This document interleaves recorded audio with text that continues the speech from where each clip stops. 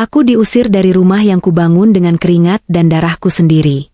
Suamiku murka, mertuaku tertawa puas melihatku melangkah pergi. Mereka pikir aku hancur. Namun, mereka tidak tahu, esok hari adalah awal dari kehancuran mereka sendiri. Sembari bersiap mendengarkan kisah ini, yuk, absen dulu di kolom komentar, dari kota mana saja kalian menonton? Jangan lupa dukung channel ini dengan like dan subscribe ya, supaya kami makin semangat mempersembahkan cerita yang lebih menarik lagi. Matahari pagi menembus celah gorden berbahan bludru tebal di ruang makan, memantulkan cahaya keemasan di atas lantai marmer yang selalu dipoles mengkilap setiap harinya. Rumah ini besar, megah, dan berdiri kokoh di salah satu kawasan elit ibu kota. Ada taman rindang di halaman belakang, kolam renang dengan air jernih kebiruan, dan garasi yang cukup untuk menampung 4 mobil mewah. Siapapun yang melihat rumah ini dari luar pasti berpikir bahwa penghuninya hidup dalam dongeng yang sempurna.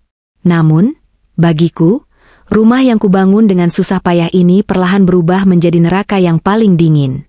Aku menghela napas panjang, menatap pantulan wajahku di permukaan teko pemanas air yang mengkilap. Wajahku terlihat datar, tanpa ekspresi yang berarti. Sudah lama aku belajar untuk mematikan reaksiku di dalam rumah ini. Bagiku, amarah yang meledak-ledak hanya akan menguras energi yang seharusnya kugunakan untuk hal-hal yang lebih penting. Kekuatanku ada pada ketenanganku.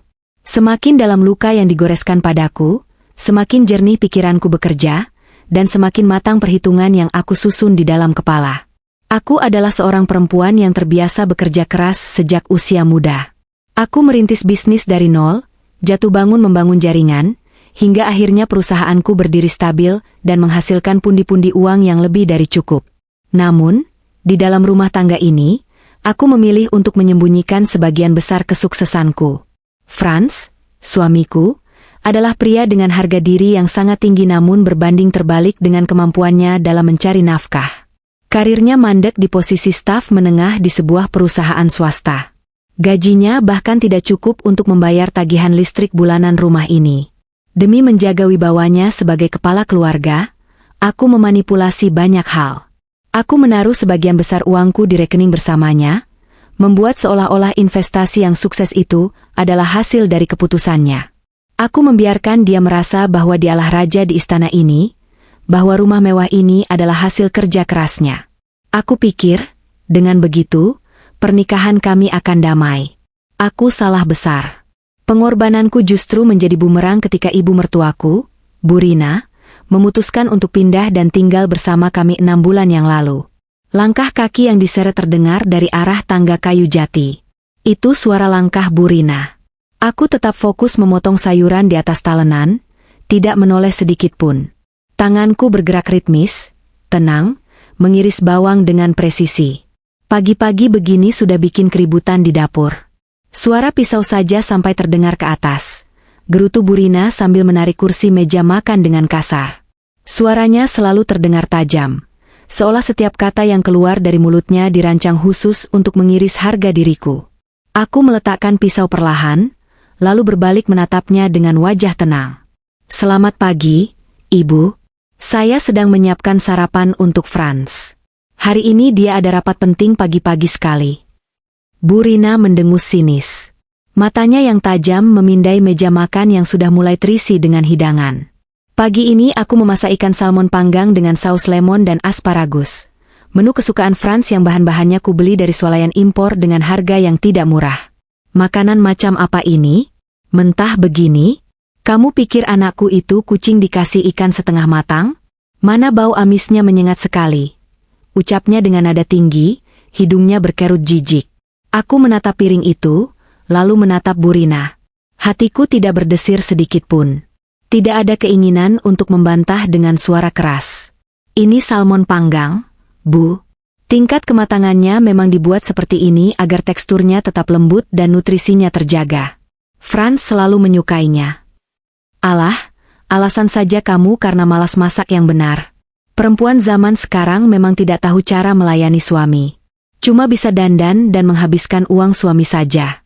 Kamu harusnya bersyukur Franz mau menikah denganmu. Kalau bukan karena anakku yang kerja keras banting tulang siang malam, kamu tidak akan bisa tinggal di rumah sebesar ini.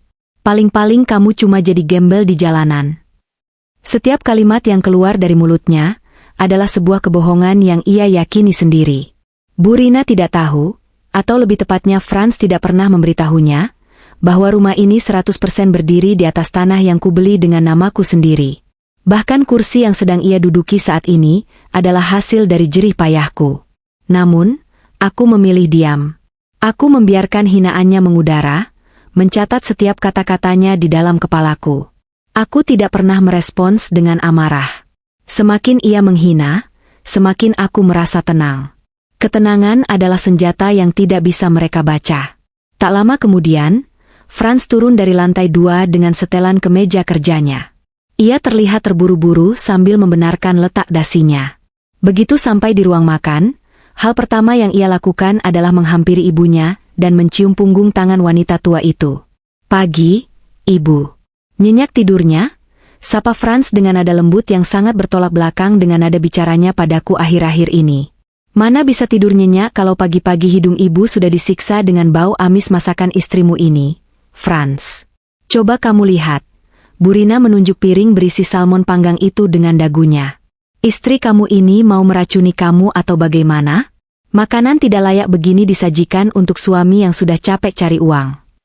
Franz melirik ke arah meja makan. Aku berdiri di dekat konter dapur, menatap suamiku, menunggu reaksinya. Dulu, di awal pernikahan kami, ia akan memujiku dan melahap apa saja yang kumasak. Namun, sejak ibunya tinggal di sini, Franz berubah menjadi boneka penurut yang takut bayangannya sendiri di hadapan wanita yang melahirkannya itu. Franz menghela napas pendek, lalu menatapku dengan sorot mata menyalahkan. "Kamu masak apa sih, Clarissa? Kan kamu tahu ibu tidak suka bau amis. Kenapa tidak masak nasi goreng atau ayam kecap saja seperti biasa? Kamu sengaja mau bikin ibu tidak nafsu makan." Aku berjalan perlahan mendekati meja makan. Tidak ada getar di suaraku saat aku menjawab. "Kamu bilang semalam ingin sarapan yang ringan dan berprotein tinggi karena hari ini ada presentasi penting, Franz. Karena itu aku siapkan salmon." "Tapi tidak perlu sampai bikin ibu pusing karena baunya, kan?" balas Franz dengan nada meninggi. "Kamu itu jadi istri Mbok ya yang pengertian sedikit. Ibu itu sudah tua, harus dijaga perasaannya. Kamu jangan egois." Burina tersenyum penuh kemenangan melihat putranya membelanya. "Sudah, Franz, sudah. Jangan dimarahi terus, nanti dia malah nangis lalu mengadu yang tidak-tidak. Ibu tidak sudi makan makanan kucing ini. Buang saja ke tempat sampah." Tanpa menunggu persetujuan siapapun, Burina meraih piring keramik mahal yang berisi hidangan salmon itu, lalu berjalan ke arah tempat sampah di sudut dapur. Dengan gerakan dramatis yang disengaja, ia membalikan piring tersebut. Terdengar suara debu pelan ketika potongan ikan mahal dan sayuran segar itu bercampur dengan sampah sisa kemarin. Franz hanya diam melihat kelakuan ibunya. Ia mengambil sepotong roti tawar, mengolesnya dengan selai asal-asalan, lalu memakannya sambil berdiri. "Aku berangkat dulu. Tolong kamu bereskan ini dan jangan bikin ibu marah lagi hari ini," ucapnya dingin, lalu mencium pipi ibunya dan berjalan keluar rumah tanpa menoleh ke arahku apalagi berpamitan padaku. Suara mesin mobil menyala dan perlahan menjauh meninggalkan garasi.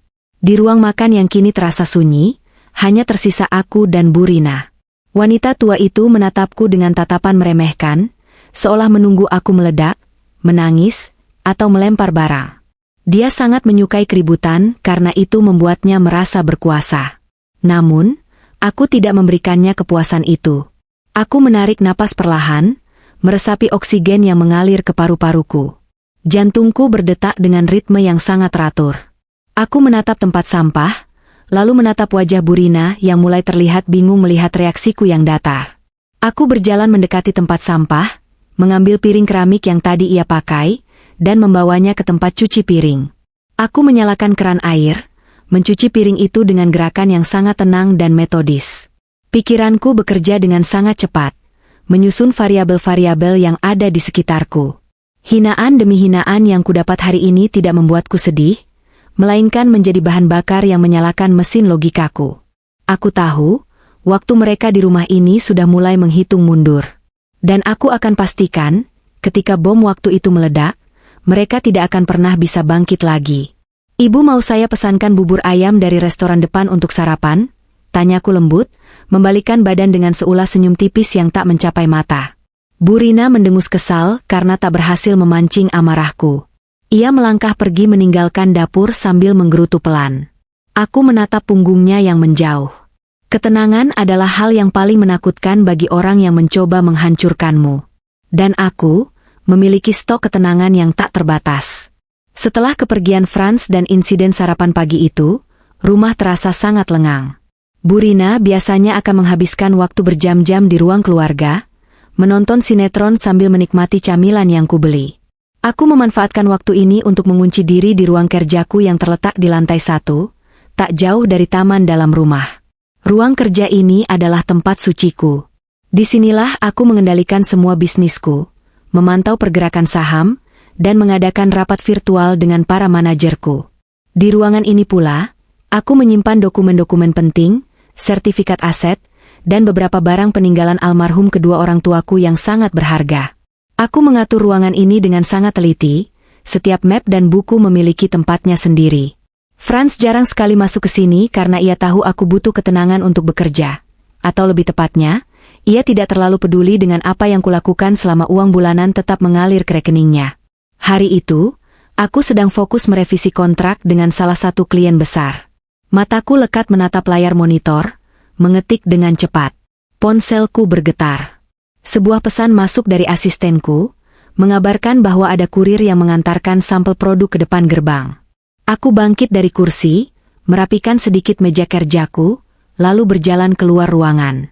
Aku hanya meninggalkan ruangan itu kurang dari 10 menit. Ketika aku kembali dan membuka pintu ruang kerja, langkahku terhenti seketika. Pemandangan di depanku membuat darahku seolah berhenti mengalir sejenak. Bu Rina ada di dalam ruanganku. Ia sedang berdiri di depan laci meja kerjaku yang terbuka lebar. Berkas-berkas berjatuhan di lantai karpet. Tidak hanya itu, kotak kayu berukir peninggalan almarhum ayahku yang selalu kusimpan di sudut meja kini berada di tangannya. Kotak itu berisi sebuah jam tangan kuno berlapis emas, dan beberapa surat terakhir peninggalan ayahku. Udara di sekitarku terasa membeku. Namun, seperti yang selalu kulakukan, aku tidak membiarkan amarah mengambil alih. Aku mengatur napasku, menahan segala impuls untuk berteriak. Aku melangkah masuk, menutup pintu di belakangku dengan suara klik yang pelan namun cukup untuk membuat Bu Rina terlonjak kaget. "Apa yang ibu lakukan di ruangan saya?" Suaraku keluar dengan nada yang sangat datar, nyaris berbisik, namun bergema jelas di ruangan yang sunyi itu. Bu Rina menoleh, wajahnya sempat menyeratkan kepanikan sebelum akhirnya berubah menjadi angkuh. Ia mengangkat dagunya, menatapku dengan sikap menantang. "Memangnya kenapa? Ini rumah anak saya. Saya berhak masuk ruangan mana saja yang saya mau. Saya curiga kamu menyembunyikan uang Franz dari saya. Istri macam apa yang mengunci diri di kamar berjam-jam, kalau bukan sedang menyusun rencana jahat?" Aku melangkah maju dengan perlahan. Mataku tidak lepas dari kotak kayu di tangannya. "Ini ruangan pribadi saya, Ibu." Franz pun tahu untuk mengetuk sebelum masuk. "Tolong kembalikan kotak itu ke meja, dan tinggalkan ruangan ini sekarang." Ketenanganku ternyata membuat nyalinya semakin besar. Alih-alih meletakkan kotak itu, Bu Rina malah membukanya. Matanya berbinar licik ketika melihat jam tangan emas di dalamnya. Wah, pantas saja kamu sombong. Ternyata kamu diam-diam membeli barang semahal ini pakai uang anakku, ya? Kamu itu benar-benar perempuan parasit. Franz banting tulang, kamu malah foya-foya beli perhiasan. Itu peninggalan almarhum ayah saya.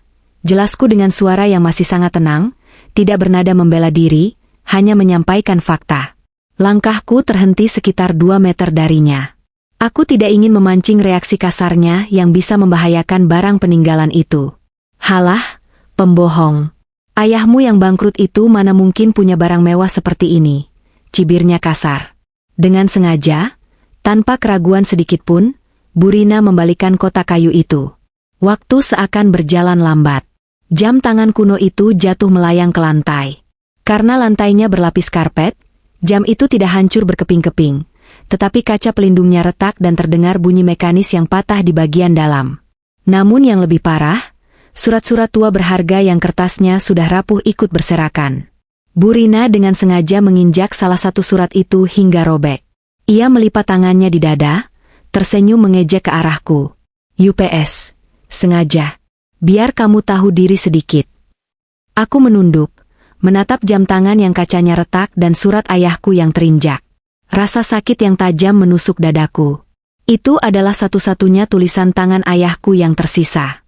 Namun, air mataku tidak jatuh. Otot-otot di wajahku tidak menegang. Di dalam kepalaku, sebuah saklar seolah baru saja dimatikan, dan saklar lain dihidupkan. Saklar belas kasihan telah mati total. Kini, hanya tersisa perhitungan matematis yang dingin tentang bagaimana aku akan menghancurkan wanita tua di depanku ini dan anak kebanggaannya. Aku perlahan berjongkok, memungut jam tangan itu dengan hati-hati. Aku mengambil sisa-sisa surat yang robek, merapikannya, dan meletakkannya kembali ke atas meja dengan gerakan yang sangat rapi dan tertata. Setelah semuanya berada di tempatnya, aku berdiri tegak. Aku memutar tubuhku dan menatap tepat ke sepasang mata Bu Rina. Tatapan mataku kosong, dingin, dan tajam seperti mata pisau bedah. Aku tidak mengucapkan satu patah kata pun. Aku hanya diam memperhatikannya dari ujung kepala hingga ujung kaki, merekam posturnya, wajahnya, dan kesombongannya. Kesunyian di ruangan itu mulai mencekik. Bu Rina, yang awalnya tersenyum puas, perlahan mulai terlihat gelisah. Ia memundurkan langkahnya sedikit. Ia mengharapkan aku berteriak, menjambak rambutnya, atau menangis histeris sehingga ia memiliki alasan untuk menyalahkanku. Namun, diamku yang mematikan ini di luar perhitungannya. Ketenanganku mengintimidasinya. "Kak, kenapa kamu melihatku seperti itu?" Suaranya mulai bergetar, meski ia berusaha menutupinya dengan bentakan. "Kamu mau melawan mertuamu? Dasar perempuan kurang ajar." Aku masih tidak menjawab. Aku berjalan melewatinya menuju rak buku, merapikan beberapa map yang jatuh, lalu kembali duduk di kursi kerjaku. Aku menatap layar monitorku seolah ia tidak ada di ruangan itu. "Ibu bisa keluar sekarang. Jangan pernah masuk ke ruangan ini lagi," ucapku tanpa menoleh, dengan nada yang sama kakunya dengan mesin penjawab otomatis. Merasa harga dirinya diinjak-injak oleh pengabaianku, Bu Rina tiba-tiba menjatuhkan dirinya ke lantai. Ia mulai berteriak histeris, sebuah pertunjukan teater yang sangat buruk namun memuakan. "Tolong! Tolong! Menantu durhaka, kamu berani mendorongku?" teriaknya sambil memukuli lantai. Ia lalu merogoh kantong daster tebalnya, mengeluarkan ponsel, dan menekan panggilan cepat. "Frans! Frans, tolong ibu, nak, cepat pulang." Raungnya di telepon, air mata buaya mulai mengalir deras di pipi keriputnya. "Istrimu gila, Frans?" Dia mengamuk karena ibu tidak sengaja menjatuhkan barang rongsokannya. Dia mendorong ibu sampai jatuh. "Sakit, Frans, pinggang ibu sakit sekali. Cepat pulang, ibu takut dibunuh sama istrimu." Aku menyandarkan punggungku ke kursi kerja. Aku menopang dagu dengan satu tangan, menonton pertunjukannya dengan tatapan tanpa minat. Di dalam kepalaku, rencana demi rencana mulai tersusun rapi, seperti kepingan puzzle yang menemukan tempatnya. Biarkan dia menangis. Biarkan dia memanggil anak kesayangannya. Aku tidak akan membuang tenaga untuk mengklarifikasi atau berdebat. Aku tahu Frans akan segera pulang dengan amarah yang meledak-ledak. Dan ketika itu terjadi, aku sudah sangat siap menyambut badai bodoh yang akan mereka ciptakan sendiri. Terdengar suara decitan ban mobil yang direm mendadak di halaman depan. Tak lama berselang, suara bantingan pintu mobil memecah keheningan sore yang tegang ini. Langkah kaki yang berat dan terburu-buru terdengar setengah berlari mendekati teras. Suamiku pulang. Di ruang tengah, mertuaku yang sejak tadi sudah duduk santai di sofa sambil mengunyah camilan, tiba-tiba bereaksi secepat kilat. Ia kembali menjatuhkan dirinya ke atas karpet berbulu tebal. Tangisannya yang sejak tadi sudah mengering seketika meledak lagi. Raungannya terdengar sangat memilukan, melengking, dan luar biasa dibuat-buat. Pintu utama didorong terbuka dengan kasar hingga gagangnya membentur dinding. Suamiku berdiri di ambang pintu dengan napas memburu, dasinya sudah ditarik longgar, dan lengannya digulung asal-asalan. Matanya bergerak liar menyapu seisi ruangan mencari sosok ibunya. Begitu ia melihat wanita tua itu tergeletak di lantai sambil memegangi pinggang dengan wajah meringis kesakitan, Raut wajah suamiku berubah beringas. Ia berlari menghampiri ibunya, berlutut, dan memeluknya dengan penuh kepanikan yang berlebihan. Ibu, ibu kenapa? Apa yang perempuan itu lakukan pada ibu?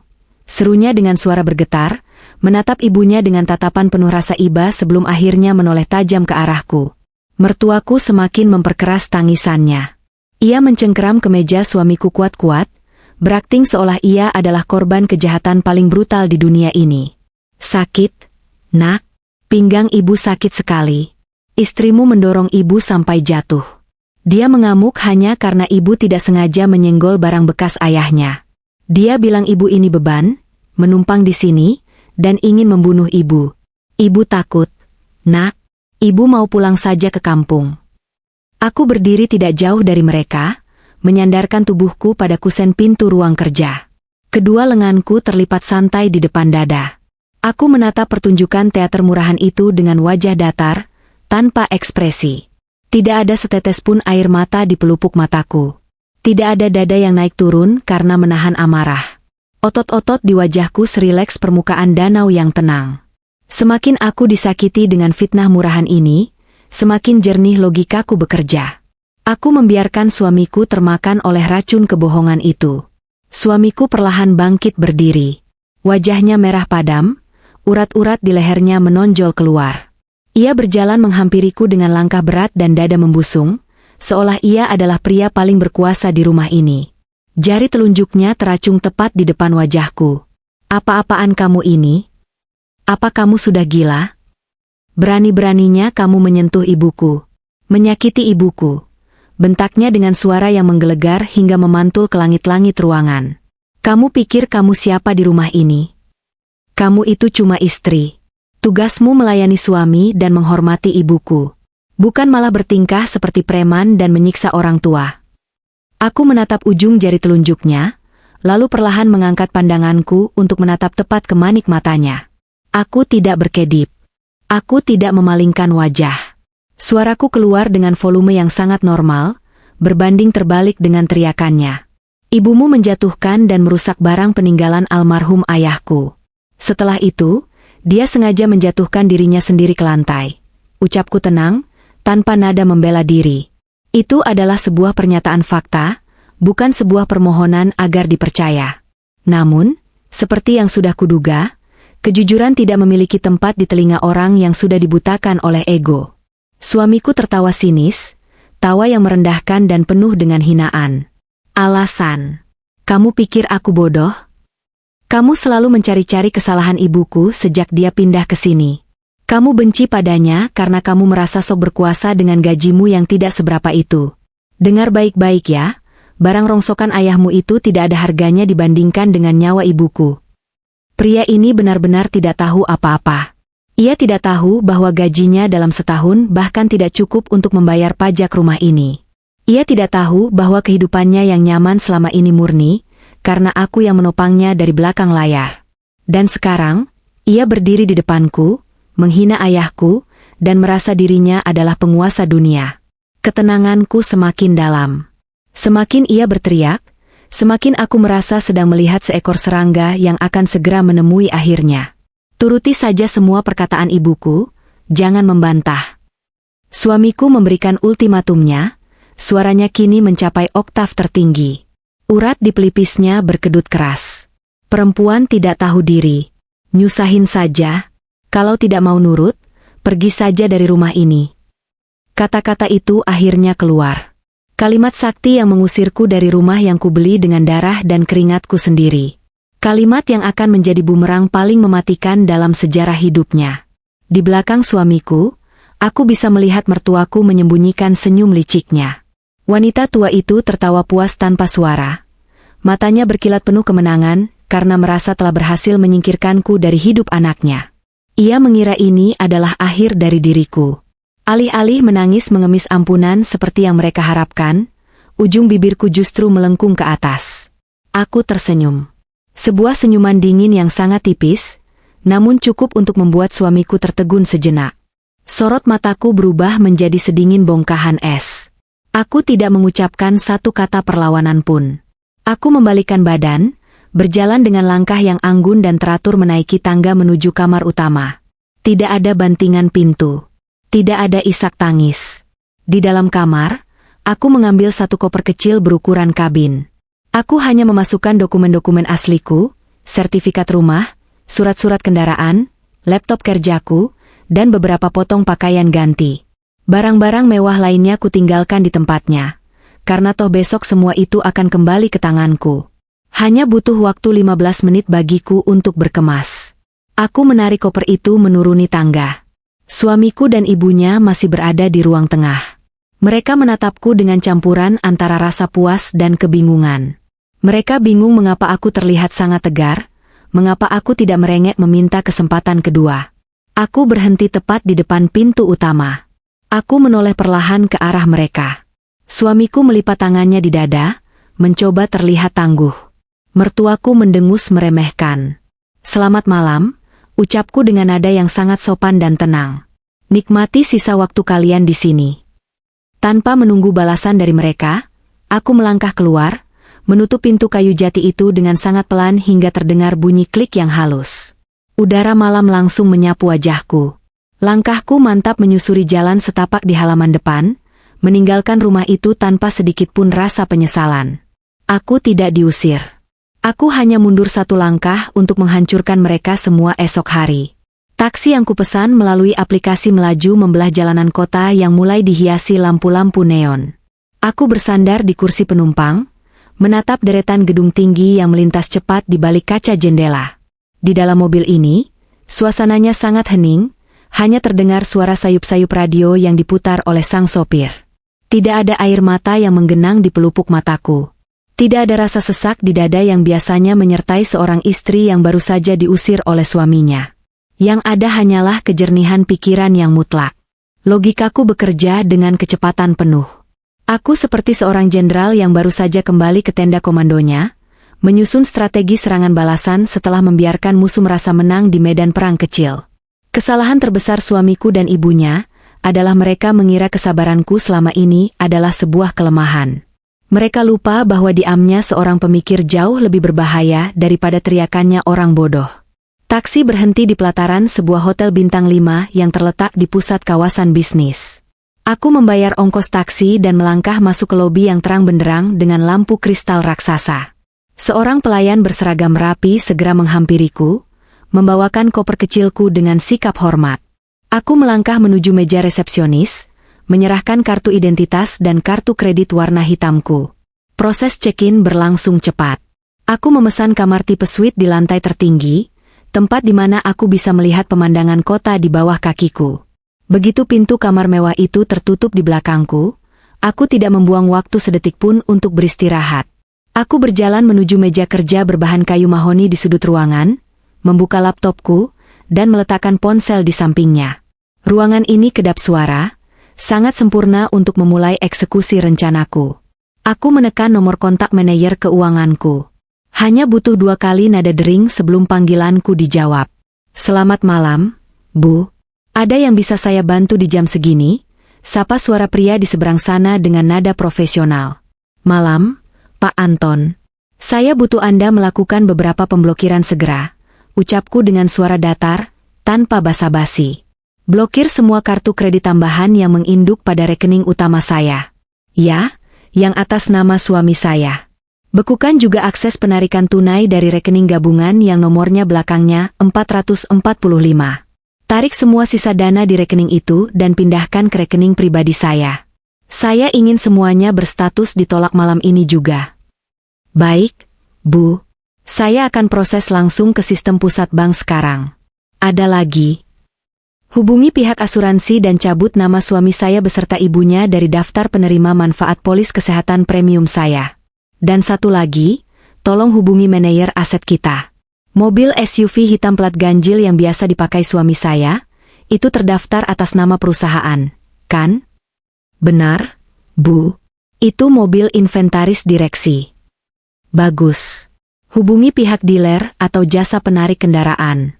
Minta mereka menjemput mobil itu besok pagi tepat pukul 6 di rumah saya.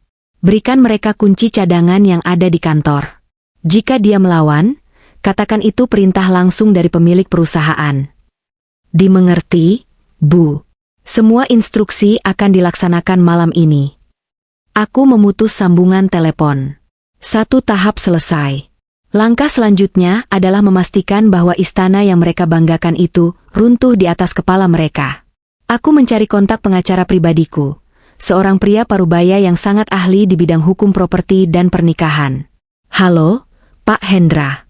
Maaf mengganggu waktu istirahat Anda, sapaku dengan nada tenang ketika ia mengangkat telepon. Tidak masalah, Bu. Ada urgensi apa malam-malam begini? Saya ingin Anda menyiapkan surat pengosongan rumah, malam ini juga. Rumah yang saya tempati sekarang murni 100% atas nama saya, dibeli sebelum pernikahan tanpa perjanjian pranikah yang membagi aset tersebut. Suami saya baru saja mengusir saya dari rumah itu. Terdengar helaan napas terkejut dari seberang telepon. Di luar batas kewajaran.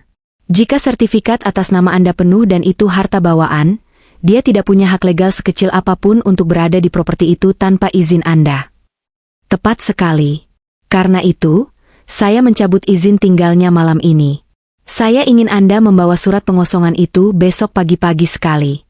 Bawa serta pihak kepolisian setempat sebagai pendampingan hukum untuk menghindari keributan. Beri mereka waktu maksimal 1 jam untuk angkat kaki dari properti saya dengan membawa barang pribadi mereka sendiri. Jangan biarkan mereka membawa satupun barang elektronik atau furnitur yang kwitansinya atas nama saya. Ini akan menjadi kejutan yang sangat keras untuk mereka besok pagi. Bu, Anda yakin ingin mengeksekusinya secepat ini? Sangat yakin, Pak Hendra. Mereka yang meminta saya pergi. Saya hanya mengabulkannya dengan cara mengambil kembali tanah tempat mereka berpijak. Baik, Bu. Saya akan urus semua dokumen legalnya malam ini. Besok jam 7 pagi, tim saya dan aparat akan berdiri di depan pagar rumah Anda. Terima kasih. Saya tunggu laporannya besok. Aku meletakkan ponselku di atas meja. Semuanya sudah diatur dengan presisi. Jaring laba-laba sudah ditenun rapi, tinggal menunggu serangga-serangga sombong itu terperangkap di dalamnya esok hari. Aku berjalan menuju jendela kaca raksasa yang menampilkan pemandangan kerlap-kerlip lampu kota dari ketinggian lantai 40. Aku menyilangkan tangan di dada, memandangi kemegahan malam dengan pikiran yang sangat tenang. Di rumah sana, suamiku dan ibunya mungkin sedang merayakan kemenangan kecil mereka. Mereka mungkin sedang merencanakan bagaimana mereka akan menguasai setiap sudut rumah. Namun, kesombongan mereka hanyalah ilusi yang akan hancur dalam hitungan jam.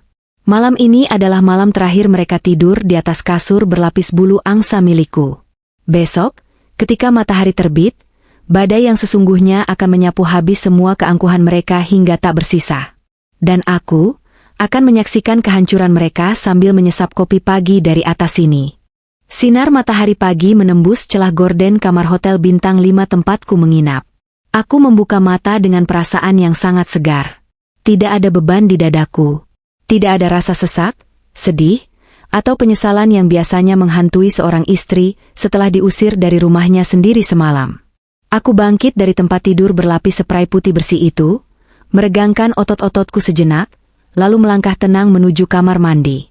Air hangat dari pancuran membilas sisa-sisa debu jalanan semalam, menjernihkan pikiranku untuk mengeksekusi rencana besar hari ini. Kekuatanku ada pada ketenanganku, dan hari ini, ketenangan itu akan menjadi badai yang menghancurkan kesombongan mereka. Setelah berpakaian rapi dengan setelan kerja elegan berwarna biru tua, aku memesan sarapan melalui layanan kamar. Segelas kopi hitam tanpa gula dan sepiring roti panggang alpukat tiba tepat waktu. Aku duduk di sofa dekat jendela raksasa, menghadap ke arah pemandangan kota, sambil menyalakan tablet kerjaku. Aku membuka aplikasi kamera pengawas keamanan rumah. Sistem keamanan di rumahku menggunakan daya cadangan baterai, sehingga meskipun aliran listrik utama nanti diputus, aku tetap bisa memantau setiap sudut rumah dengan kualitas video definisi tinggi bersuara. Jam di sudut layar tabletku menunjukkan pukul 6 tepat. Seperti yang sudah direncanakan, sebuah truk derek kuning cerah dengan logo perusahaan penarik kendaraan berhenti tepat di depan gerbang rumahku yang menjulang tinggi. 2 orang petugas turun dari truk, mendekati pagar, dan menekan bel berkali-kali. Dari kamera teras, Aku bisa melihat suamiku keluar dengan wajah kusut dan langkah gontai.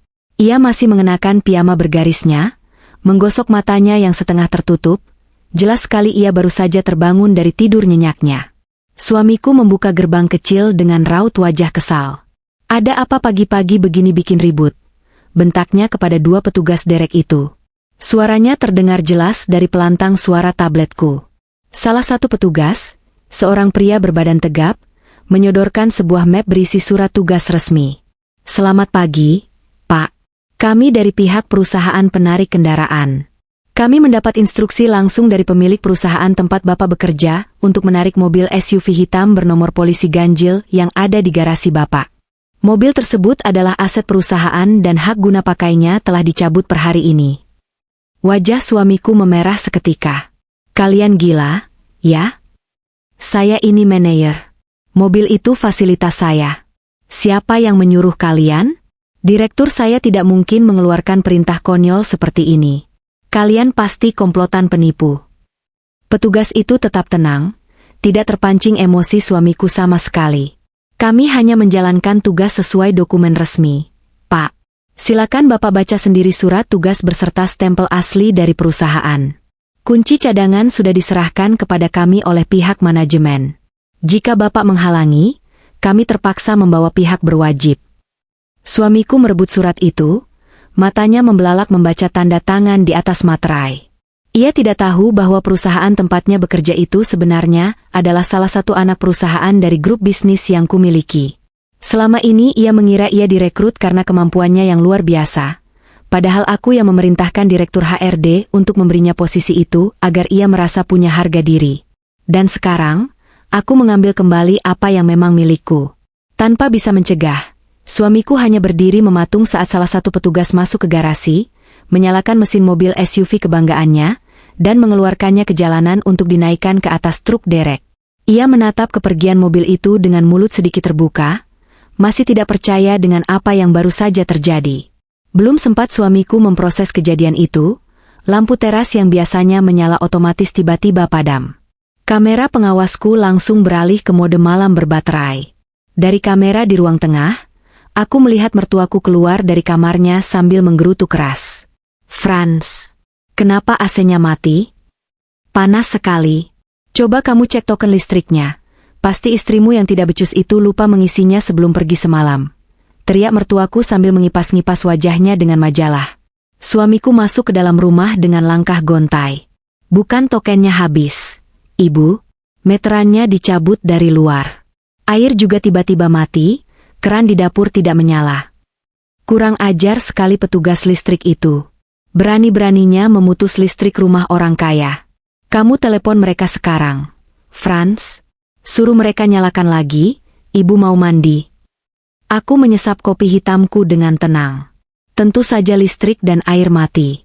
Aku sudah memerintahkan asistenku untuk memblokir semua pembayaran otomatis dan menginstruksikan pemutusan sementara dengan alasan perbaikan instalasi yang diajukan oleh pemilik sah rumah tersebut. Mereka sekarang berada di dalam rumah mewah yang gelap, panas, dan tanpa air. Sebuah permulaan yang manis. Jam menunjukkan pukul 7 pagi. Layar ponselku menyala, menampilkan nama Pak Hendra, pengacaraku. Aku mengangkatnya segera. "Selamat pagi, Bu. Saya dan tim, bersama 2 orang petugas kepolisian berseragam, sudah berada di depan pagar rumah Ibu. Kami siap melaksanakan prosedur pengosongan rumah sekarang juga," lapor Pak Hendra dengan suara tegas. "Selamat pagi, Pak Hendra. Silakan masuk. Gerbang utama tidak saya kunci dari sistem pusat. Lakukan tugas Anda dengan tegas. Jangan biarkan mereka mengambil satu barang pun selain pakaian pribadi mereka yang murah itu. Saya akan memantau dari kamera pengawas."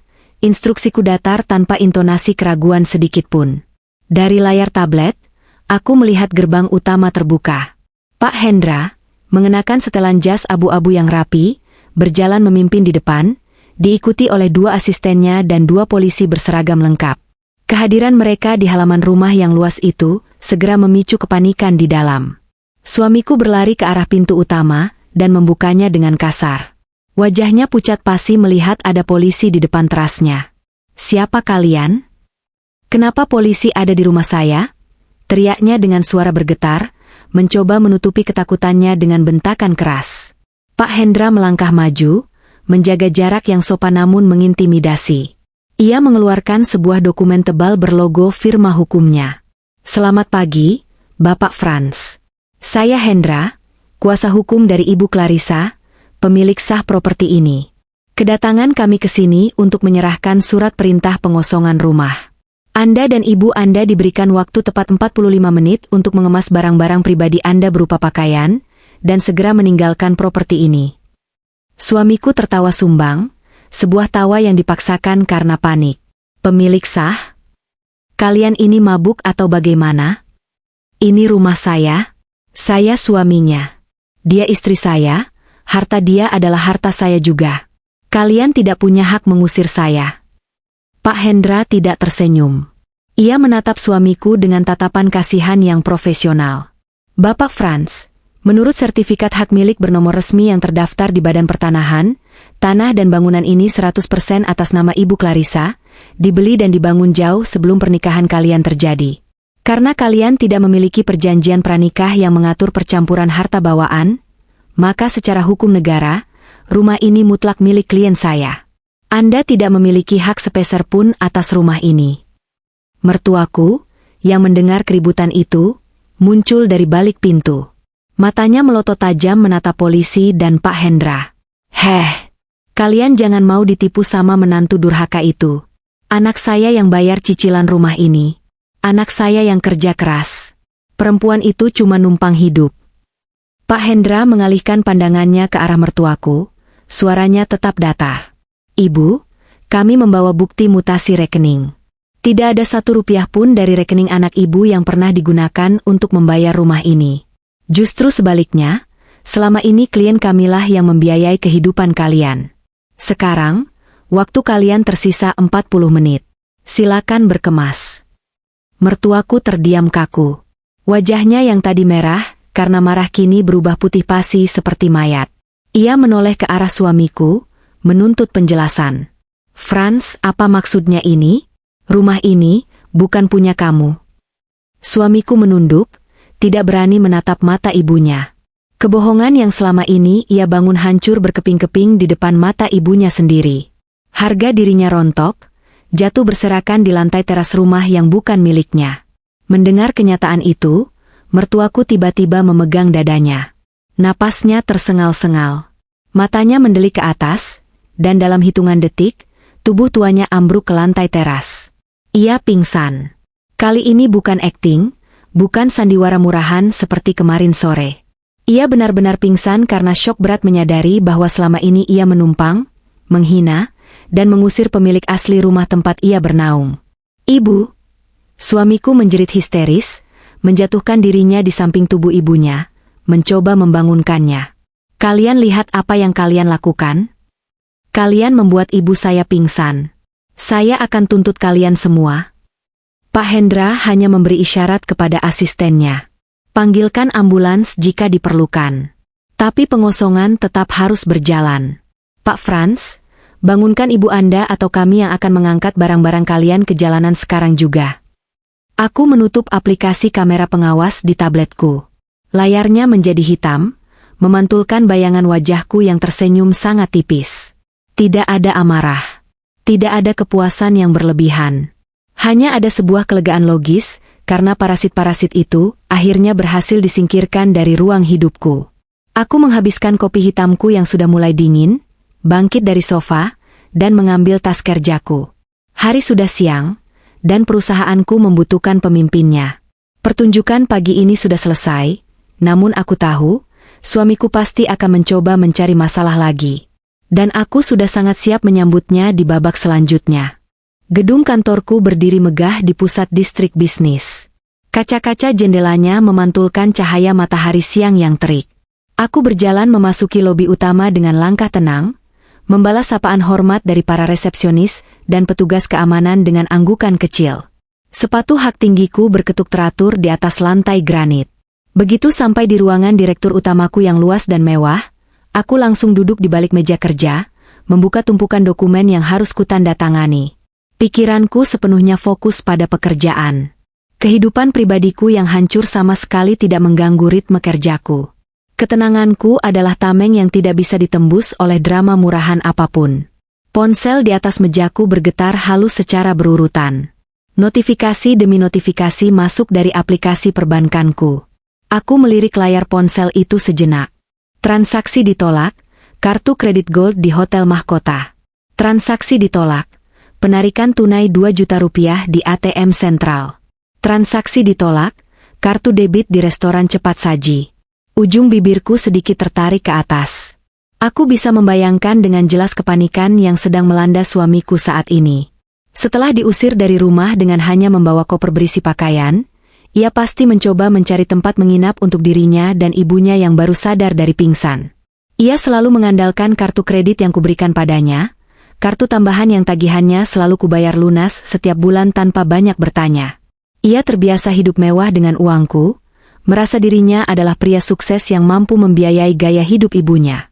Dan sekarang, di tengah terik matahari Jakarta, ia menyadari bahwa dompetnya hanyalah selembar plastik tanpa nilai tanpa persetujuanku. Jam di dinding menunjukkan pukul 11 siang ketika telepon internal di mejaku berbunyi. Aku mengangkatnya dengan tenang. Selamat siang, Ibu Clarissa. Mohon maaf mengganggu waktu Anda. Suara kepala keamanan lobi terdengar sedikit tegang. Bapak Franz ada di lobi bawah. Beliau memaksa ingin naik ke ruangan ibu, menerobos palang keamanan, dan berteriak-teriak membuat keributan. Beliau menuntut untuk bertemu Anda sekarang juga. Apakah kami harus memanggil pihak berwajib untuk mengamankannya? Aku terdiam sejenak, menimbang-nimbang situasi. Suamiku membuat keributan di kantor tempat aku dihormati sebagai atasan. Dulu, demi menjaga harga dirinya, aku rela melakukan apa saja agar ia terlihat berwibawa. Kini, ia sendiri yang datang untuk menghancurkan sisa-sisa martabatnya di depan umum. Tidak perlu panggil polisi dulu, Pak. Tahan dia di lobi. Jangan biarkan dia naik ke lantai ini. Saya akan turun sekarang dan menyelesaikannya di sana, jawabku dengan nada datar dan tegas. Baik, Ibu. Kami akan berjaga di sekitar beliau. Aku meletakkan gagang telepon, merapikan sedikit setelan kerjaku, dan berjalan keluar ruangan menuju lift khusus eksekutif. Ketika pintu lift terbuka di lantai dasar, suara bising langsung terdengar memenuhi lobi yang biasanya tenang. Lepaskan saya. Kalian tidak tahu siapa saya? Saya ini suami dari pemilik tempat ini. Saya bisa memecat kalian semua sekarang juga. Panggil Clarissa. Suruh perempuan tidak tahu diri itu turun menghadap saya. Teriak suamiku dengan suara serak. Aku melangkah perlahan mendekati pusat keributan. Suamiku sedang ditahan oleh 3 orang petugas keamanan bertubuh besar. Penampilannya sangat mengenaskan. Kemeja piyamanya yang tadi pagi ia pakai sudah diganti dengan kaos oblong kusut. Wajahnya berkeringat parah, rambutnya berantakan, dan matanya merah menyala penuh amarah dan keputusasaan. Di dekat kakinya, tergeletak 2 tas travel murah berisi pakaiannya dan ibunya. Tidak ada lagi sisa-sisa pria sombong yang semalam meneriakiku untuk pergi dari rumah.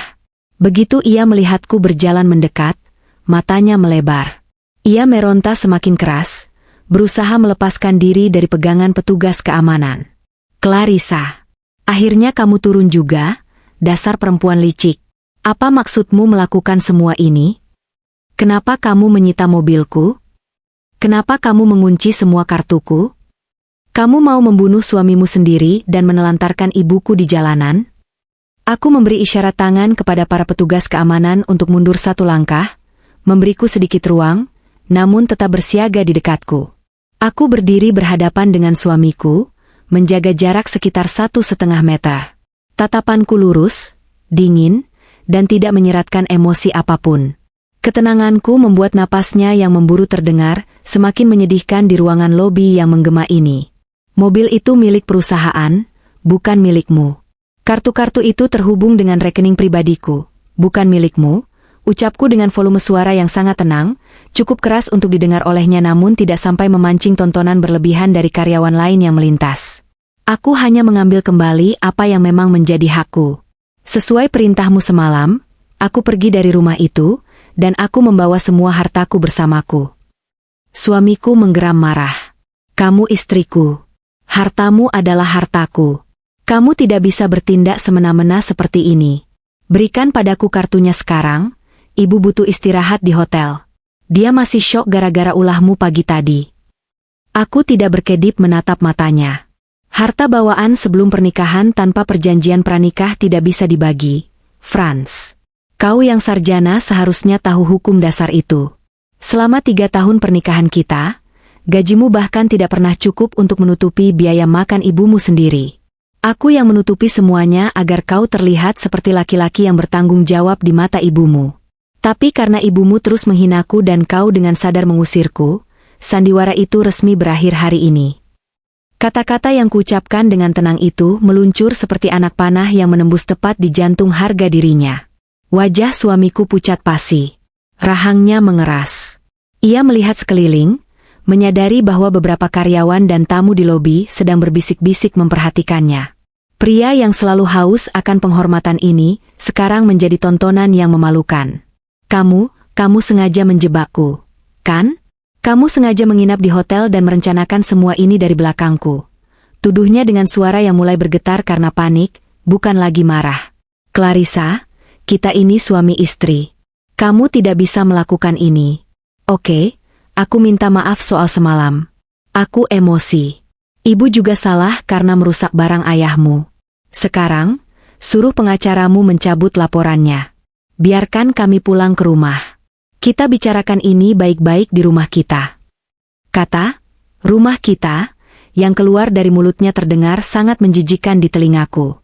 Aku menggelengkan kepala pelan. Tidak ada yang perlu dibicarakan lagi, Franz. Pengacaraku sedang mengurus berkas gugatan cerai di pengadilan agama hari ini. Surat panggilannya akan segera sampai ke alamat tempat kerja MU. Mulai detik ini, kau harus belajar berdiri di atas kakimu sendiri. Kau bukan lagi tanggung jawabku, dan aku bukan lagi pelayan ibumu. Mendengar kata cerai, suamiku kehilangan akal sehatnya.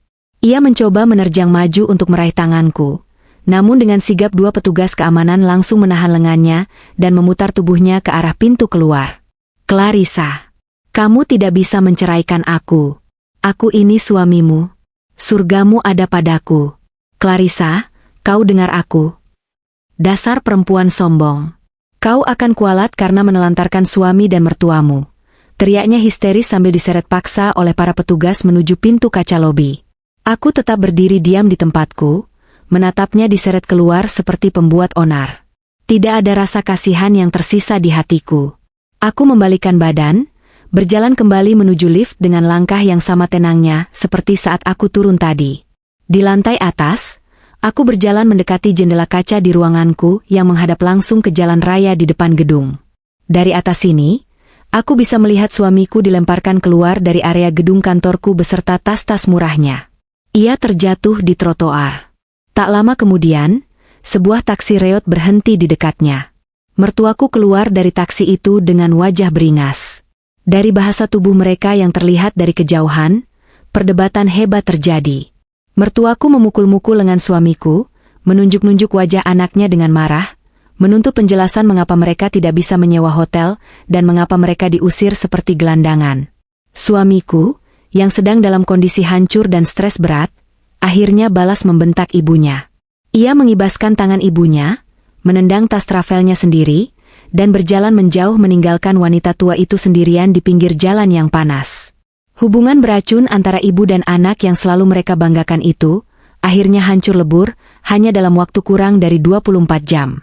Mereka saling menyalahkan, saling mengutuk nasib, tanpa menyadari bahwa kehancuran mereka adalah buah dari bibit kesombongan yang mereka tanam sendiri di rumahku. Aku berbalik dari jendela, berjalan kembali ke meja kerjaku, dan meraih pena emas peninggalan ayahku. Aku mulai menandatangani berkas-berkas kontrak di depanku, dengan senyum tipis yang tak kunjung pudar. Badai telah berlalu, dan aku masih berdiri kokoh, menjadi ratu di istanaku sendiri. 1 bulan telah berlalu sejak hari bersejarah di mana aku membersihkan rumahku dari benalu yang selama bertahun-tahun menggerogoti hidupku. Udara pagi ini terasa sangat sejuk saat aku melangkah keluar dari mobil yang dikemudikan oleh sopir pribadiku, tepat di pelataran parkir pengadilan agama. Aku mengenakan setelan jas wanita berwarna putih gading yang dipadukan dengan kemeja sutra hitam di bagian dalam. Penampilanku sangat rapi, elegan, dan memancarkan otoritas yang tidak bisa dibantah. Tidak ada gurat kesedihan di wajahku. Mataku menatap lurus ke depan, siap menghadapi babak akhir dari sandiwara melelahkan ini. Pak Hendra, pengacaraku yang sangat bisa diandalkan, sudah menungguku di lobi gedung pengadilan. Ia menyapaku dengan senyum profesional dan anggukan hormat. Ia membawakan sebuah koper kecil berisi tumpukan dokumen tebal yang telah kami persiapkan selama sebulan terakhir.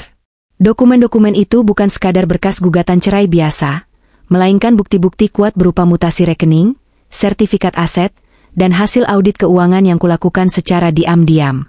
Hari ini adalah jadwal sidang mediasi pertama dan terakhir kami. Aku sudah menegaskan kepada Pak Hendra bahwa aku tidak akan menerima tawaran rujuk dalam bentuk apapun. Kami berjalan beriringan menuju ruang mediasi yang terletak di lorong sebelah kiri gedung. Ruangan itu tidak terlalu besar, berdinding putih polos dengan sebuah meja bundar dan beberapa kursi di tengahnya. Pendingin ruangan menyala cukup kencang, membuat suasana terasa semakin kaku dan formal. Di seberang meja, suamiku sudah duduk menunduk dengan kedua tangan bertumpu di atas paha. Penampilannya hari ini membuatku nyaris tidak mengenalinya. Pria yang dulu selalu membanggakan kemeja bermerek dan sepatu kulit mengkilap hasil belianku itu, kini terlihat sangat berantakan.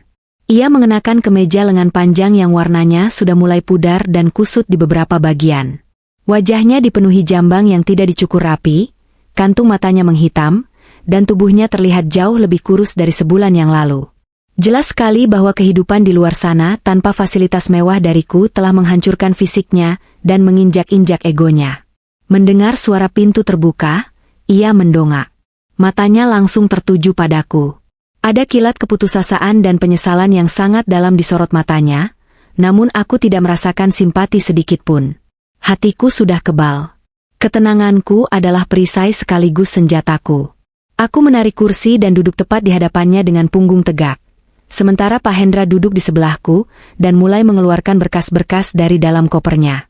Seorang hakim mediator, pria parubaya dengan kacamata tebal, masuk ke ruangan dan duduk di ujung meja. Ia membuka sesi mediasi dengan kalimat-kalimat standar tentang pentingnya menjaga keutuhan rumah tangga, tentang bagaimana perceraian adalah hal yang dibenci meskipun diizinkan, dan meminta kami untuk memikirkan kembali keputusan ini secara matang. Aku mendengarkannya dengan sopan, namun keputusanku sudah bulat seperti batu karang yang tidak akan goyah oleh ombak sekecil apapun. Setelah hakim mediator selesai memberikan nasihat pembuka, ia memberikan kesempatan kepada suamiku untuk berbicara terlebih dahulu. Suamiku menarik napas panjang, suaranya terdengar serak dan bergetar saat ia mulai membuka mulutnya. "Clarissa, tolong batalkan gugatan ini. Aku mohon padamu," ucapnya dengan nada memelas yang sangat menyedihkan. "1 bulan ini adalah neraka bagiku. Aku tahu aku salah. Aku terbawa emosi malam itu. Aku berjanji akan berubah. Jika kamu tidak suka ibuku tinggal bersama kita, aku akan memulangkannya ke kampung hari ini juga. Aku tidak akan membiarkan dia mencampuri urusan rumah tangga kita lagi. Asalkan kamu mau menerimaku kembali, aku rela melakukan apa saja. Tolong, Clarissa, beri aku 1 kesempatan lagi." Aku menatapnya dengan wajah datar. Tidak ada otot di wajahku yang menegang. Tidak ada amarah yang meledak. Aku membiarkan keheningan menguasai ruangan selama beberapa detik, membiarkan suamiku tersiksa oleh antisipasi menunggu reaksiku. Kekuatanku selalu berada pada ketenangan dan perhitungan yang matang dalam setiap tindakan. Aku menoleh perlahan ke arah Pak Hendra dan memberikan anggukan kecil sebagai isyarat. Pak Hendra membuka salah satu map merah dari tumpukan dokumen, lalu menggesernya ke tengah meja, tepat di hadapan suamiku dan hakim mediator. "Bapak Franz, klien saya tidak hanya menggugat cerai karena masalah ketidakcocokan atau konflik dengan ibu Anda," ucap Pak Hendra dengan suara tegas. "Selama 1 bulan terakhir, klien saya telah melakukan audit menyeluruh terhadap rekening gabungan yang dikhususkan untuk biaya belanja bulanan rumah tangga dan biaya pemeliharaan rumah." Suamiku mengerutkan kening, menatap map merah itu dengan kebingungan yang bercampur dengan kepanikan. "Audit? Untuk apa? Aku tidak mengerti." Aku akhirnya membuka suara.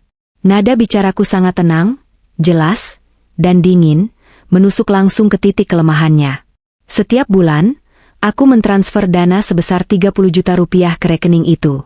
Dana itu seharusnya digunakan untuk membayar tagihan listrik, air, gaji asisten rumah tangga yang kau berhentikan sepihak sejak ibumu datang, biaya perawatan kolam renang, dan belanja makanan sehari-hari. Kataku perlahan, memastikan setiap kata terdengar jelas. Namun, aku menemukan kejanggalan yang sangat menarik. Tagihan listrik rumah seringkali menunggak, bahan makanan yang kau beli kualitasnya menurun drastis, dan perbaikan atap garasi yang kau bilang menelan biaya 10 juta ternyata tidak pernah dilakukan oleh tukang manapun. Wajah suamiku mulai pucat pasi. Keringat dingin sebesar biji jagung mulai bermunculan di dahinya. Ia mencoba menelan ludah, namun tenggorokannya seolah terkunci. Aku melanjutkan penjelasanku tanpa memberinya kesempatan untuk menyela. Melalui bantuan pihak bank, aku melacak aliran dana dari rekening tersebut. Ternyata, selama hampir 2 tahun terakhir, jauh sebelum ibumu pindah ke rumah kita, kau secara rutin melakukan penarikan tunai dan transfer ke rekening atas nama ibumu. Jumlahnya tidak sedikit. Kadang 5 juta, kadang 10 juta. Total uang yang kau gelapkan dari rekening belanja rumah tangga mencapai lebih dari 150 juta rupiah. Hakim mediator membolak-balik lembaran bukti transfer bank yang ada di dalam map merah tersebut dengan dahi berkerut. Semuanya tercetak jelas, lengkap dengan tanggal, waktu, dan nomor rekening tujuan. Bukti itu tidak bisa dibantah oleh argumen apapun. Itu uangku, Franz. Uang hasil keringatku yang kupercayakan padamu untuk mengurus rumah, karena kau memaksa ingin memegang kendali atas pengeluaran rumah tangga demi menjaga harga dirimu sebagai suami. Ucapku lagi, mataku menatap tajam ke kedalaman matanya yang kini memancarkan ketakutan luar biasa. Lalu, untuk apa ibumu menggunakan uang ratusan juta itu di kampung? Membeli perhiasan emas agar bisa pamer di acara arisan? Membeli tanah? Atau membiayai gaya hidup mewahnya sebelum akhirnya ia memutuskan pindah ke Jakarta untuk menjajah rumahku secara langsung? Clarissa, aku bisa jelaskan. Itu tidak seperti yang kamu pikirkan. Suamiku mulai tergagap, tangannya gemetar memegang ujung kemejanya. Ibu butuh bantuan. Sawah di kampung gagal panen. Saudara-saudaraku yang lain tidak ada yang peduli. Aku hanya meminjam uang itu sebentar. Aku berniat menggantinya kalau aku dapat bonus dari kantor. Kau tidak pernah mendapatkan bonus, Franz, potongku dengan nada sangat tenang namun mematikan. Dan kau tidak meminjamnya, kau mencurinya di belakangku. Kau memberikannya kepada ibumu yang setiap hari menghinaku, merendahkanku, dan menuduhku perempuan yang tidak tahu diri, karena tidak bisa melayanimu dengan baik. Kalian berdua hidup mewah dengan darah dan keringatku, lalu dengan sombongnya kau mengusirku dari rumah yang kubangun sendiri. Keheningan yang mencekik kembali menyelimuti ruang mediasi. Suamiku benar-benar tersudut. Semua kebohongannya, kebanggaannya yang palsu, dan topeng yang ia pakai selama ini telah hancur berkeping-keping di hadapan hukum dan di hadapanku. Ia menyadari bahwa ia tidak memiliki kartu truf apapun untuk dimainkan lagi. Tiba-tiba, tanpa mempedulikan harga dirinya di depan hakim mediator dan pengacaraku, suamiku bergeser dari kursinya dan menjatuhkan dirinya ke lantai. Ia merangkak maju dan berlutut tepat di samping kursiku. Ia mencoba meraih tanganku, namun aku dengan cepat dan tenang menarik tanganku, melipatnya di atas pangkuan, menghindar dari sentuhannya seolah ia adalah penyakit menular. Clarissa, ampuni aku, tangisnya pecah, air mata membasahi wajahnya yang kusam. Ia menundukkan kepalanya hingga nyaris menyentuh sepatuku. Aku memang bodoh. Aku dibutakan oleh rasa hormat yang salah kepada ibuku. Ibuku yang memaksaku untuk mengirimkan uang itu. Dia terus mendesakku, mengatakan bahwa kamu punya banyak uang dan tidak akan menyadarinya. Aku terjebak, Clarissa. Aku mencintaimu. Tolong, jangan ceraikan aku. Aku akan bekerja keras, aku akan mencicil hutangku padamu, tapi kumohon jangan buang aku. Aku menatap pria yang sedang berlutut menangis terseduh-seduh di bawah kakiku ini. Dulu, aku mungkin akan luluh melihat air matanya. Dulu, aku selalu berusaha melindunginya dari kerasnya dunia, agar ia tetap merasa gagah. Namun sekarang, yang kulihat hanyalah sosok parasit pengecut yang selalu berlindung di balik punggung ibunya saat ia melakukan kesalahan, dan menyalahkan ibunya saat ia tertangkap basah. Aku tidak berteriak. Aku tidak memaki. Semakin dalam ia memohon, semakin tenang dan penuh perhitungan aku bertindak. Aku mencondongkan tubuhku sedikit ke depan, menatap bagian atas kepalanya. Bangunlah, Franz.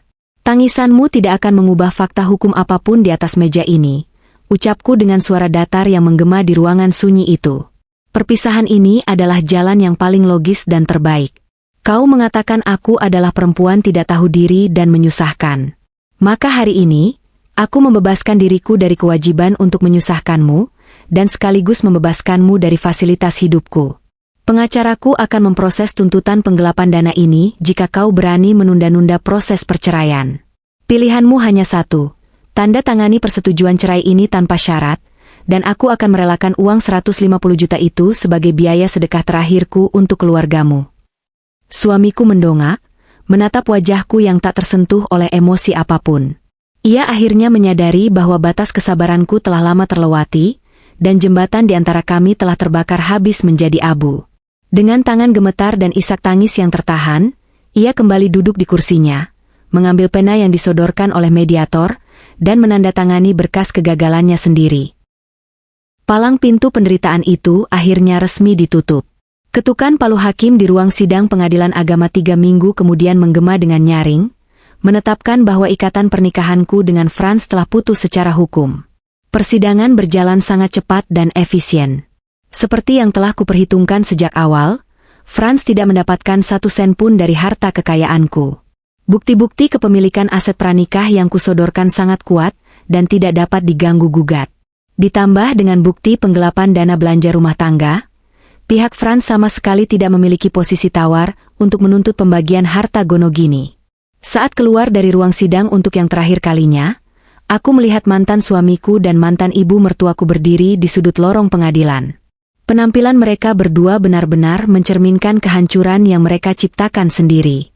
Bu Rina mengenakan daster lusuh yang dipadukan dengan jaket rajut yang sudah melar. Tubuhnya terlihat lebih bungkuk, dan wajahnya yang dulu selalu angkuh kini dipenuhi kerutan kelelahan dan gurat kemiskinan yang nyata. Tidak ada lagi perhiasan emas yang menumpuk di pergelangan tangannya. Semuanya habis dijual untuk menyambung hidup selama sebulan terakhir. Dari laporan orang suruhan yang kupekerjakan untuk memantau mereka sesekali, aku tahu persis bagaimana kondisi kehidupan mereka sekarang. Franz, karena kinerjanya yang terus memburuk dan sering absen setelah skandal penarikan mobil kantor, akhirnya diberhentikan dari pekerjaannya. Tanpa uang pesangon yang memadai karena masa kerjanya yang baru seumur jagung, ia dan ibunya terpaksa menyewa sebuah kontrakan kecil di kawasan padat penduduk di pinggiran kota. Kontrakan itu hanya terdiri dari 1 petak ruang tamu yang menyatu dengan tempat tidur, berdinding batako yang belum diplester, dan beratap seng yang akan terasa seperti oven saat siang hari dan bocor parah saat hujan turun. Tidak ada lagi AC, tidak ada lagi kasur berlapis bulu angsa, tidak ada lagi salmon panggang atau daging impor. Setiap hari, dari balik dinding tipis kontrakan itu, tetangga mereka selalu mendengar suara piring pecah dan teriakan saling menyalahkan. Bu Rina terus-menerus mengutuk kebodohan Franz karena melepaskan tambang emasnya, merutuki nasibnya yang harus makan nasi dengan tempe tipis setiap hari. Sementara Franz, yang jiwanya sudah hancur lebur oleh penyesalan dan rasa malu, tidak lagi bersikap lembut pada ibunya. Ia membentak balik, menyalahkan sifat serakah dan mulut beracun ibunya yang menyebabkan ia kehilangan istri, rumah mewah, dan pekerjaannya sekaligus. Mereka terjebak dalam lingkaran neraka yang mereka ciptakan berdua, saling mencabik dalam kemiskinan yang absolut. Mereka benar-benar mendapatkan ganjaran yang setimpal, bukan dari amarahku, melainkan dari konsekuensi logis perbuatan mereka sendiri. Aku mengalihkan pandanganku dari pemandangan menyedihkan di sudut lorong itu. Aku melangkah keluar dari gedung pengadilan dengan kepala tegak, menembus cahaya matahari siang yang terasa sangat hangat dan membebaskan. Sopirku sudah menunggu dengan pintu mobil terbuka. Aku masuk ke dalam mobil mewahku, menyandarkan tubuh di kursi kulit yang empuk, dan menghela napas panjang yang melegakan. Kita langsung pulang ke rumah, Bu? Tanya sopirku sambil melirik melalui kaca spion tengah. Ya, Pak. Kita pulang ke rumah. Rumahku, jawabku dengan senyum tipis yang tulus. Perjalanan kembali ke kawasan elit tempat rumahku berada terasa sangat menyenangkan. Tidak ada lagi rasa enggan atau beban berat di dada setiap kali membayangkan harus membuka pintu depan. Begitu mobil memasuki pekarangan rumah, mataku langsung disuguhi pemandangan yang menyegarkan. Fasad luar rumah telah dicat ulang dengan warna putih bersih dan aksen abu-abu muda yang elegan, menggantikan warna krem kusam pilihan Frans dulu. Aku melangkah turun dari mobil dan membuka pintu utama. Aroma cat baru, pelitur kayu segar, dan bunga lili yang diletakkan di atas meja foyer langsung menyambut indera penciumanku. Selama 1 bulan aku tinggal di apartemen sementaraku, aku telah menyewa jasa kontraktor dan desainer interior profesional untuk merombak total seluruh isi rumah ini. Aku tidak ingin ada satupun jejak, bau, atau bayangan masa lalu yang tertinggal di sini. Semua perabotan yang pernah diduduki oleh Bu Rina, mulai dari sofa ruang tengah, kursi makan, hingga kasur di kamar utama, telah kusumbangkan ke panti asuhan dan kuganti dengan perabotan baru yang jauh lebih mewah dan modern. Tata letak ruangan diubah total. Ruang keluarga yang dulu suram dan selalu dikuasai oleh suara sinetron murahan dari televisi, kini diubah menjadi perpustakaan mini dan ruang santai yang terang benderang dengan jendela kaca besar yang menghadap langsung ke taman belakang. Sirkulasi udara terasa sangat lancar, membawa energi positif yang membuat seluruh ruangan terasa hidup dan bernapas kembali.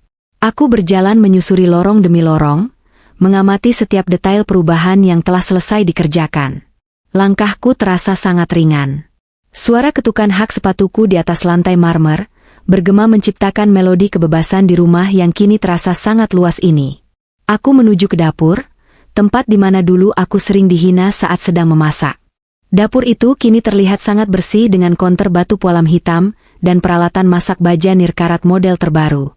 Tidak akan ada lagi suara sumbang yang mengeluhkan masakanku. Jika aku ingin makan salmon mentah, aku akan memakannya. Jika aku ingin hanya minum air putih seharian, tidak akan ada yang memprotesku. Aku berjalan menuju ruang kerjaku, tempat perlindungan suciku yang sempat dinodai oleh tangan serakah masa lalu. Ruangan itu kini jauh lebih aman, dilengkapi dengan kunci biometrik dan sistem keamanan berlapis. Aku masuk ke dalam, duduk di kursi kerjaku yang baru, dan menatap taman kecil dari balik jendela ruang kerjaku. Sinar matahari sore mulai menyepuh dedaunan hijau dengan warna keemasan. Ketenangan ini adalah kemenangan mutlakku. Aku tidak perlu menghancurkan mereka dengan tangisan histeris, makian kasar, atau lemparan piring. Aku menghancurkan mereka dengan kecerdasanku, kemandirianku, dan kemampuanku untuk tetap berpikir jernih di saat hatiku diserang dari segala arah. Semakin mereka menyakitiku, semakin tenang aku merencanakan kejatuhan mereka. Dan kini, rencanaku telah selesai dieksekusi dengan sempurna. Aku menyandarkan tubuhku di kursi, memejamkan mata sejenak, dan menarik napas dalam-dalam. Aku telah melewati badai pengkhianatan dan penghinaan, dan aku keluar sebagai pemenang tunggal. Tidak ada lagi kebohongan yang harus kujaga demi harga diri seorang pria yang lemah. Tidak ada lagi parasit yang menghisap hasil keringatku. Aku membuka mata, menatap pantulan diriku di layar monitor yang gelap. Aku melihat seorang perempuan tangguh, pengusaha sukses, dan pemilik sah dari segala hal yang ada di sekelilingnya. Mulai detik ini, tidak akan ada lagi yang berani mengusirku, merendahkanku, atau mendikte hidupku. Aku telah merebut kembali singgasanaku. Aku akan menikmati setiap hasil jerih payahku, membangun kekayaanku semakin besar, dan hidup bahagia tanpa batas. Di rumah yang megah ini, di atas tanah yang kubeli dengan darah dan keringatku sendiri, aku adalah penguasa tunggal. Aku adalah sang ratu di istanaku sendiri, dan pemerintahanku baru saja dimulai.